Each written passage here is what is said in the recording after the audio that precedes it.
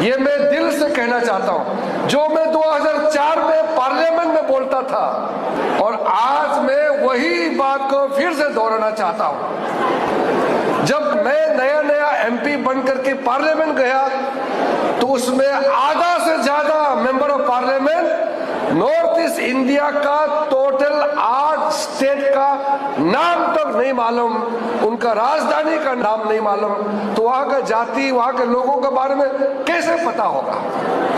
मैंने उस समय देश का प्रधानमंत्री, उस समय सरकार में जो लोग थे उनको कहा, पुकार के कहता था कि भारत सरकार को लीड रोल लेना चाहिए।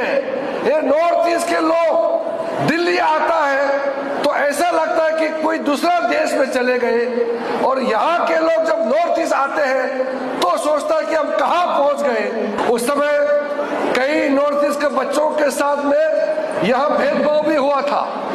आज मैं देश का एक मंत्री का हिसाब से मैं नहीं बोल रहा हूं, मैं एक नागरिक के हिसाब से कहना चाहता हूं। 2014 के बाद नरेंद्र मोदी जी ने एक कंसेप्ट शुरू किया, एक भारत श्रेष्ठ भारत का नारा लगा करके पूरे भारत को एक सूत्र में बांध करके नॉर्थ ईस्ट इंडिया को आगे रखने का काम शुरू किया है। इसलिए हम कहते थे पार्लियामेंट में कि आप लोग क्यों कहते हैं कि north east is part of India.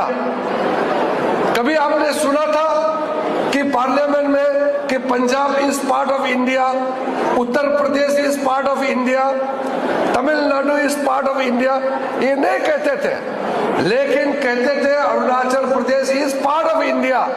तो हमने कहा north east Arunachal itself is India.